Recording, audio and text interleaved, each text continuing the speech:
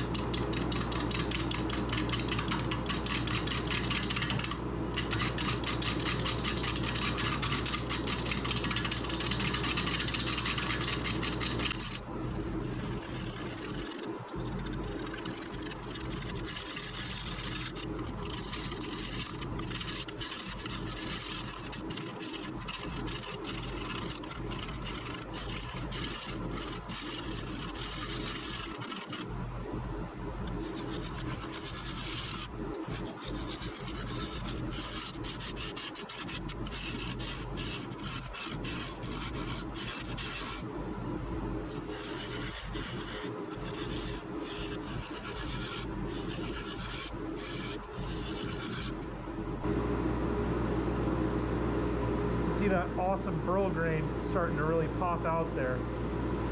Got a little more to go until we get this bottom completely flattened out. We're going to have to reduce this diameter just a little bit, just because, well, I don't know, we'll see.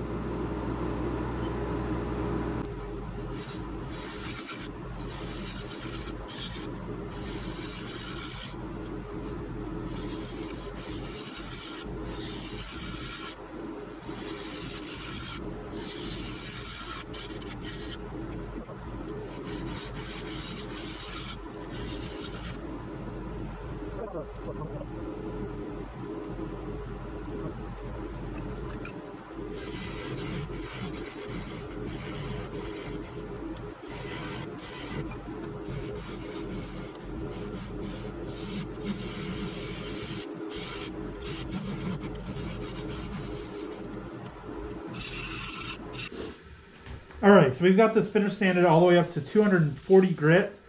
I'm going to hit it with some denatured alcohol. This is just to do a couple of things. It's to, one, kind of show us what this will look like to finish on it, but it's also to remove any bit of dust or anything else before we start doing our finishing steps. We did get all the tear out, completely sanded out. There are still some small voids, but that's normal for maple burl. Burls will have little checks and voids here and there, and that's completely normal. And that's just the nature of burl. But it looks really, really good. That's going to take a really nice finish. For finish, what we're going to do is we're going to use a product called Shine Juice. Now, it's not a product you actually buy. It's a product actually that you make. And it's equal parts denatured alcohol, boiled linseed oil, and clear de-waxed shellac. And here is my bottle of it. It all separates, so every time before you use it, you got to give it a shake. We're going to turn the lathe way down. Actually, we're going to apply it with the lathe not running, and then we'll turn on the lathe to polish it up.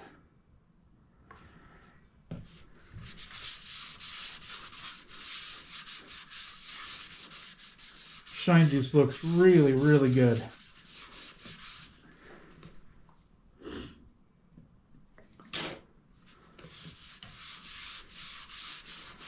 This maple burl seems to really be sucking it up. It's pretty dry.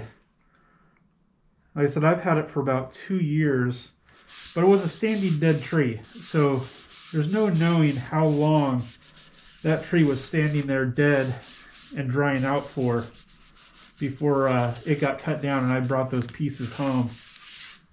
But it seems to be very dry because it just, and I've noticed this on every piece of this that I've dealt with, it seems to really just soak up the finish.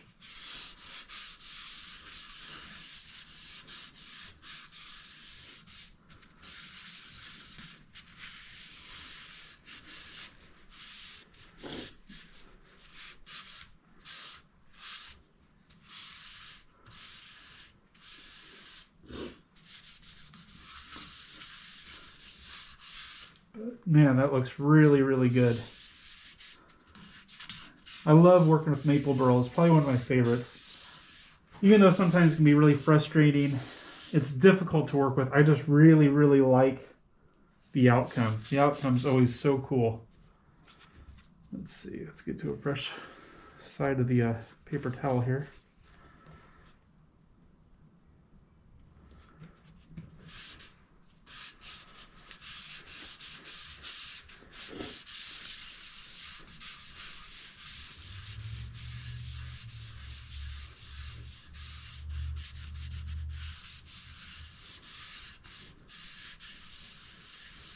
That looks so good. Really happy with how that turned out. Really like it. Now at the end, so I was thinking about this with the live edges. It's gonna be really hard. Normally, I polish this up on the lathe with it turning, but it's just gonna shred paper towels as I come to this edge. So I think I'm just gonna apply a few more coats, make sure it's really well worked in there. I might hit it with a super light sanding afterwards. And then I may put on my buffing attachment on the lathe at the end and buff it. We'll see how it turns out. Maybe after a couple of coats and a really, really light sanding, we're talking like 1500 grit, maybe it won't look like it needs it. So we'll just play it by ear and see. So I'm going to turn this off. I'm going to add some more coats and see how nice we can get this to look. Alrighty, we are ready to hollow this sucker out. This looks really good. I ended up doing a couple more coats of the Shine Juice, and I actually hit it with a couple of coats of just straight boiled linseed oil. It adds just a little bit more gloss to it, and it really is good for protecting. Anyway, we are now ready to turn this sucker around, and I'll show you how we do that. First, obviously, take this off the lathe.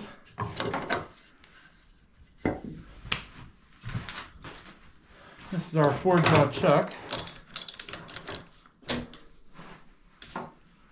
Right now these jaws are pretty wide open. Close them down. There we go. Beautiful. Snug it up without getting too crazy. And we can take out the screws holding this faceplate in.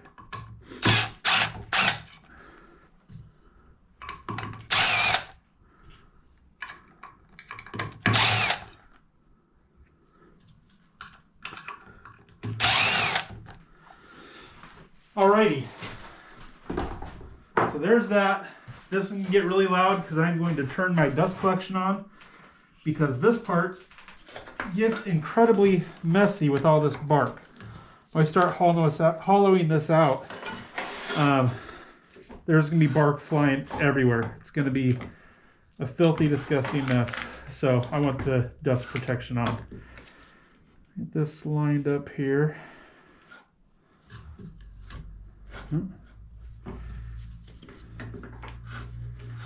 Make sure we have good clearance.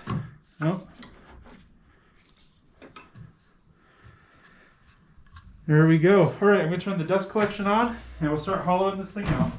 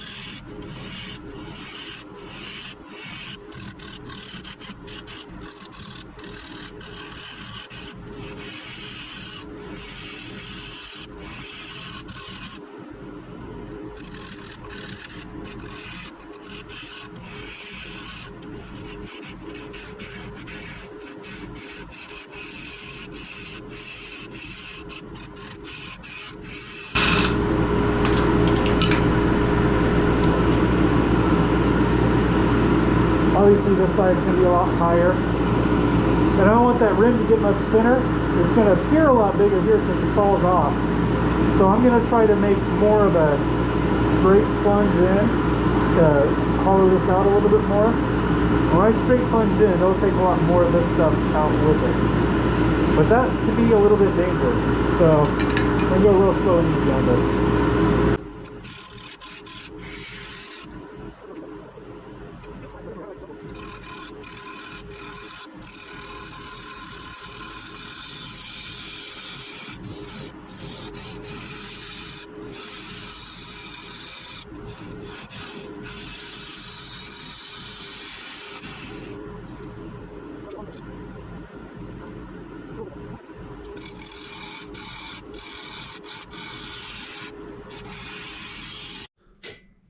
All right, I've completed a ridiculous amount of hand sanding.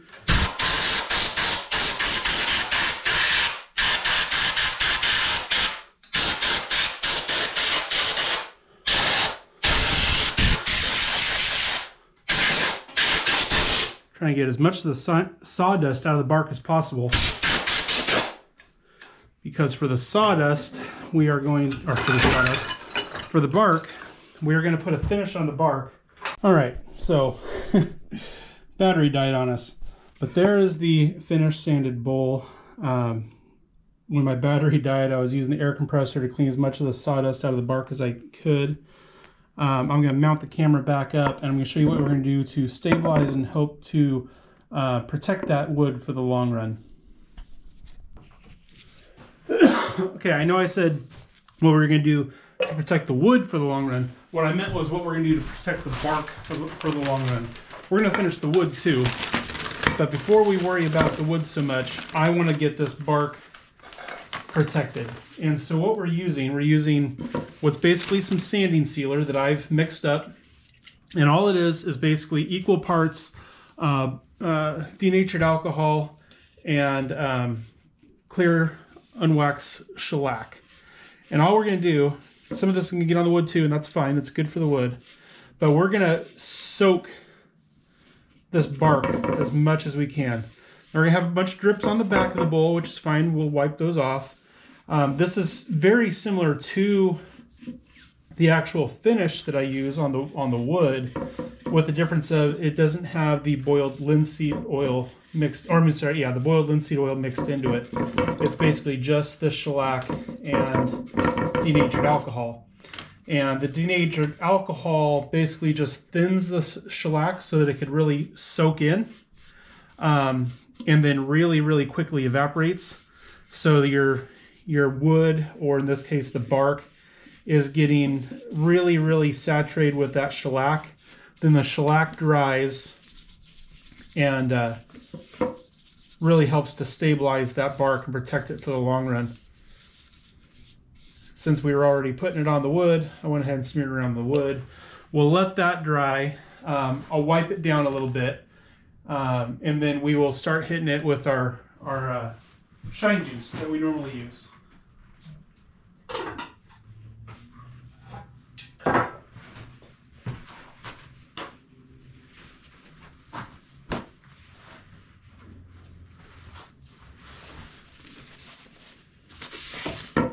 I'm going to wipe most of it off of that wood. I'm going to wipe it off the back. So a little bit of this going on onto there is not a bad thing. It's just adding another layer of protection to the wood. Like I said, we were mainly just concerned with getting that bark soaked to stabilize it for the long term. Really, really liking how this bowl turned out. I think it looks really good. We just need our good old shine juice, and we're going to soak the wood in that pretty good. Again, just like the back, there's a lot of little voids in this, but that's totally normal and to be anticipated when you're dealing with burls of any kind, but especially maple burl. Maple burl really has a tendency to have little voids and pockets in it, and that's okay. It's where you get so much of this character.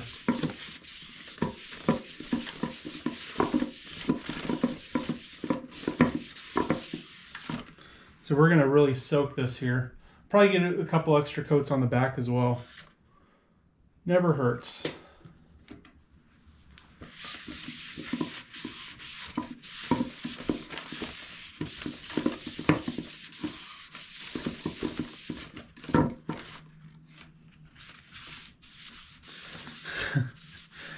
So the back's wet even though I just wiped it off. And that's because I think some of these little voids in this burl are actually letting some of this soak all the way through. That is the nature of burls. This looks really, really good. So there's a couple of coats of shine juice, and then now I'm going to hit it with a little bit of just straight boiled linseed oil. Actually, that's a lie. I'm not going to do that. I'm going to hit it with a couple of coats of just pure de-waxed shellac. Build up a little extra protective layer on the outside.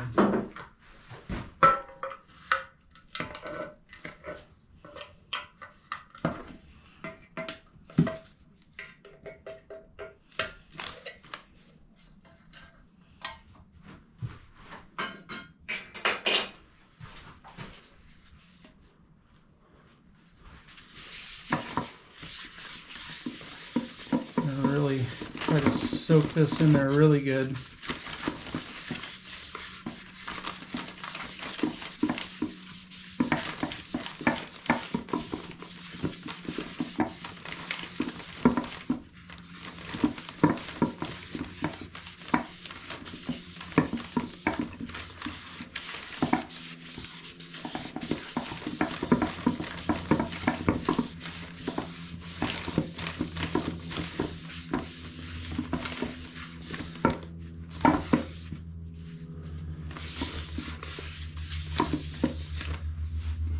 Burl looks so nice.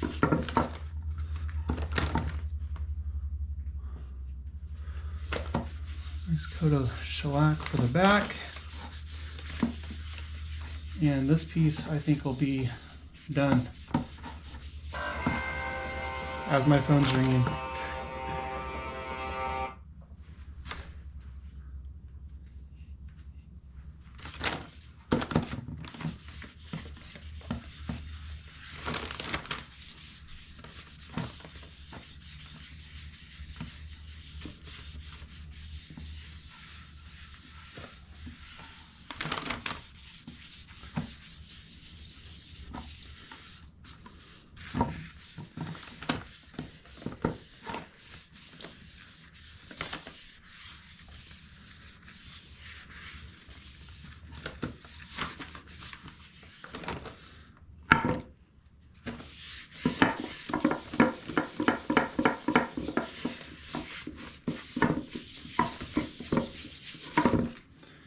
And I think that is it.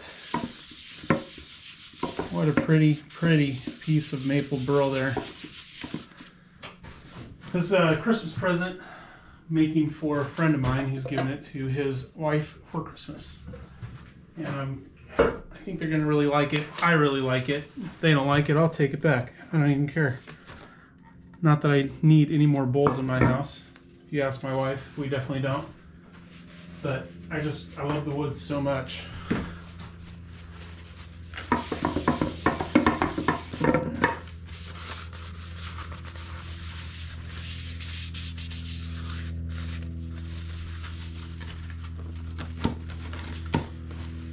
That is it.